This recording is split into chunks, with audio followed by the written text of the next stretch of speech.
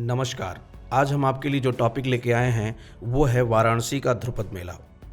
दुनिया के एकमात्र ध्रुपद मेले की शुरुआत वाराणसी में हो चुकी है। यह देश का पहला ऐसा मेला है जिसके लिए भारत सरकार वीज़ा जारी करती है। दुनिया भर के युवा संगीतकार ध्रुपद वीज़ा पर संगीत सीखने भारत में आते हैं।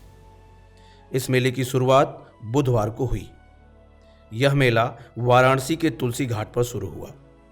यह मेला लगातार 3 रातों तक चलेगा।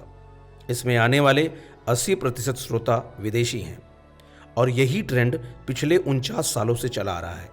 यानी अगले साल काशी के ध्रुपद मेले की गोल्डन जुबली होगी। अब इस मेले के कार्यक्रम की शुरुआत की अगर बात की जाए तो कार्यक्रम की शुरुआत काशीराज परिवार के सदस्य अनंत नारायण सिंह ने की।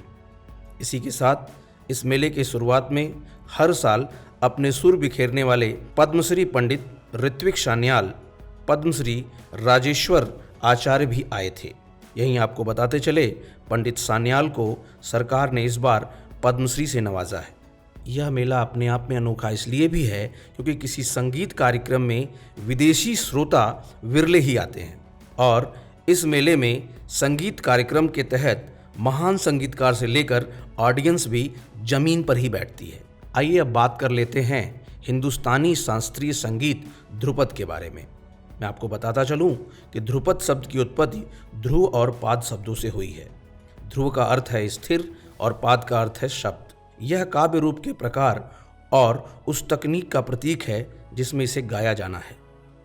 ध्रुपद हिंदुस्तानी शास्त्रीय संगीत के सबसे पुराने रूपों में से एक है, जिसकी महत्वपूर्ण विशेषता यह है कि इसमें राग की शुद्धता पर सर्वाधिक जोर दिया जाता है। परंपरागत रूप से ध्रुपद शैली का गायन तानपुरा और पखावज के साथ किया जाता है। बैजू बावरा मध्यकालीन भारत के एक प्रमुख ध्रुपद संगीतकार थे। यूपी पीसीएस के प्रीलिम के लिहाज से ये टॉपिक बहुत महत्वपूर्ण है। अब तक ध्रुपद मेले से 2 बार प्रीलिम्स में क्वेश्चन पूछा जा चुका है।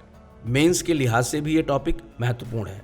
हालांकि मेंस में अभी तक ध्रुपद मेले से कोई सवाल नहीं पूछा गया है, लेकिन अगर संभावित सवाल की बात करूं तो इसमें ध्रुपद मेले के सांस्कृतिक महत्व के आधार पर प्रश्न पूछे जा सकते हैं। अगर आप यूपी पीसीएस की तैयारी कर रहे हैं तो मेरी सलाह आपसे ये है कि इससे संबंधित नोट्स बना लें और इसी प्रकार के कार्यक्रम को देखने के लिए हमारे साथ जुड़े रहें और करते रहें बातें यूपी की।